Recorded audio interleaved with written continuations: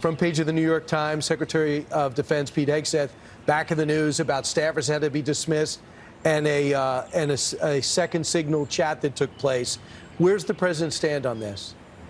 The president stands strongly behind Secretary Hegseth, who is doing a phenomenal job leading the Pentagon. And this is what happens when the entire Pentagon is working against you and working against the monumental change that you are trying to implement. Secretary Hegseth was nominated for this position because he is standing up for the war fighter, the men and women in uniform who are putting their lives on the line to protect our country and our homeland. And unfortunately, there have been people at that building who don't like the change the secretary is trying to bring, so they are leaking and they are lying to the mainstream media. We've seen this game played before.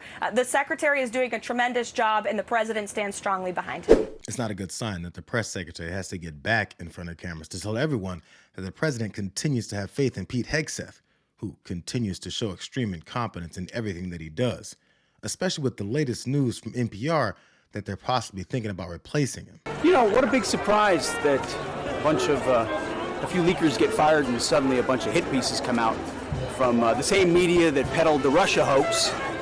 Won't give back their Pulitzers. They got Pulitzers for a bunch of lies. Pulitzers for a bunch of lies and on hoaxes, time and time and time again. And as they peddle those lies, no one ever calls them on it. See, this is what the media does. They take anonymous sources from disgruntled former employees, and then they try to slash and burn people and ruin their reputations. Not going to work with me, because we're changing the Defense Department, putting the Pentagon back in the hands of warfighters, and anonymous smears from disgruntled former employees on old news doesn't matter. You know, first of all, somebody has to tell Hegseth that staring into the camera when he's telling lies isn't working to drive the point home as something honest. And number two, even this kid standing behind him isn't buying that bullshit. He's like, there goes Pete, lying again. Another unsecured group chat that was used to share details of U.S. military operations overseas. Two sources tell NBC News that Defense Secretary Pete Hegseth used his personal phone to send information ahead of U.S. airstrikes in Yemen to a group chat on that same app that we've talked about here. It's called Signal. 13 people were in that chat, and get this, it included his wife and his brother. Hegseth and other top Trump national security officials were criticized. This was just a month ago for a similar incident. That time, you'll remember the editor-in-chief of The Atlantic magazine. His name's Jeffrey Goldberg.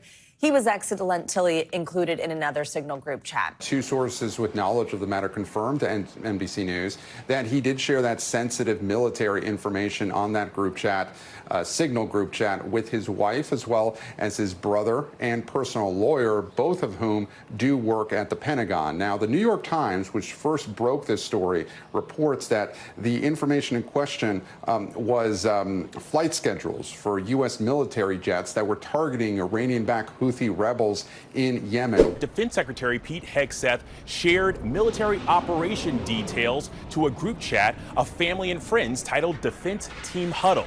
In this private Signal chat that included his wife, brother, and personal lawyer, the defense secretary shared specifics, including flight schedules of a strike in Yemen targeting Houthis back in March. The secretary's brother, Phil, and his lawyer, Tim Parlator, both have jobs at the Pentagon. Hegseth's wife is not a Defense Department employee, and none of them have any apparent reason to be briefed on military operations. And he reportedly used his private phone rather than his government one to access that chat. It was pretty clear that when the administration first circled the wagons over that Signal chat scandal that included Jeffrey Goldberg from The Atlantic, that there had to be more of these irresponsible chats out there. Goldberg's bad news. It's The Atlantic. It's failing. It's probably going to be out of business soon. And it's a terrible magazine. They made up all sorts of stories about me with standing over the grave of soldiers. There's nobody that treats the military better than me, and they treat me well, too. They showed that in the election. But they write stories. It's such a disgrace. And there are plenty of others also. But Goldberg's a loser. His magazine's a big loser. Now, it wasn't classified, as I understand it. There was no classified information. There was no problem, and the attack was a tremendous success. You know, Laura, I'm not a conspiracy theorist, but of all the people out there, somehow this guy who has lied about the president, who has lied to Gold Star families, lied to their attorneys, and gone to Russia hoax, gone to just all kinds of links to lie and smear the president of the United States, and he's the one that somehow gets on somebody's contact and then gets sucked into this group. I can tell you for 100%, I don't know this guy. I know him by his horrible reputation, and he really is the bottom scum of journalists. And I know him in the sense that he hates the president, but I don't text him. He wasn't on my phone, and we're going to figure out how this happens. Did you ever try to start a group text? You're adding people, and you accidentally add the wrong person. All of a sudden, your Aunt Mary knows all your raunchy plans for the bachelor party. Well, that kind of happened today with the Trump administration. Well, he heard some things he probably shouldn't have, but could have been a wee bit of a security breach. But it's not like they homebrewed a server and then bleached it or kept classified documents in their garages next to their Corvette. And this is what the leftist media is reduced to. They can't argue with the policies, which the American people support. They can't argue with this new demonstration of American strength that is keeping Americans safe at home and abroad. And so now we're griping about who's on a text message and who's not. I mean, come on. They are obsessed with an accidentally leaked text. More feigned, phony outrage. This is now the scandal of the week that you will see nonstop, 24/7. That nobody will care about. Now, by the way, it's not only a smear, but it's waged by the left. That's all they've got. They blame the journalists that Mike Walls apparently added to their bro chat about military operations and attack plans instead of owning up and holding someone responsible.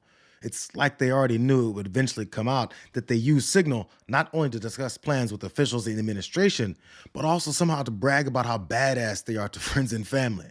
You know, it's a frat house full of guys running the Department of Defense, kind of like what everyone was saying it would be when Pilsner Pete was nominated. One of Pete Hegseth's former aides is speaking out about the environment at the Pentagon amid a recent purge, of some top officials there. What is he saying?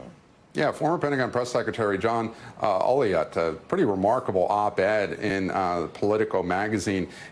He says that there was several top aides that were fired that posted on X denying some of the what had been said by other top Pentagon officials, saying that they had been slandered for leaking sensitive information to the press. Well, Olliott, in his op-ed, writing that after a terrible month, the Pentagon focus is no longer on warfighting, but on endless drama, concluding it is hard to see Hegseth remaining in his position much longer. Yeah, it's worse.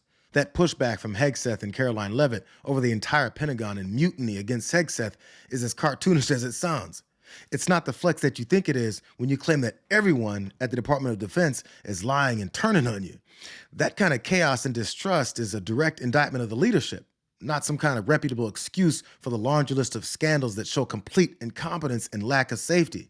You know, we're just expected to be okay with that. But if it was a Democratic administration talking about mutiny and infighting within the Pentagon, Republicans would be rightfully telling everyone that our national security is at risk and that we could be compromised at any minute by anyone in the world.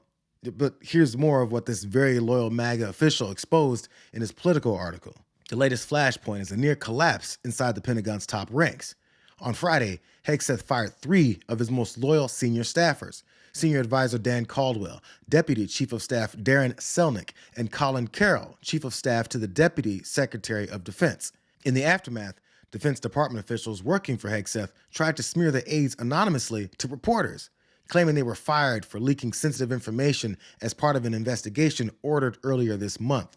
Yet none of this is true. While the department said that it would conduct polygraph tests as part of the probe, not one of the 3 has been given a lie detector test. In fact, at least one of them has told former colleagues that investigators advised him he was about to be cleared officially of any wrongdoing.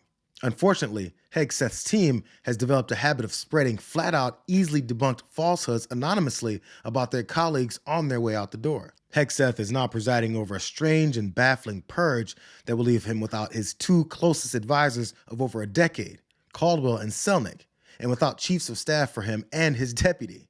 More firings may be coming, according to rumors in the building. In short, the building is in disarray under Hegseth's leadership.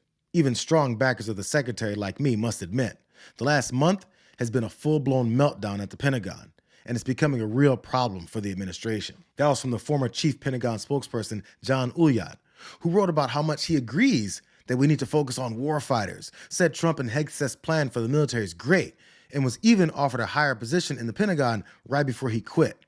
He's still a serious Trump supporter, but the blind narrative that pays no attention to reality says that they have to claim anyone exposing the madness is just a Trump hater with Trump derangement syndrome. It's not working, and the scramble will continue in damn near every department since the main incompetent white guy hire named Donald Trump is there.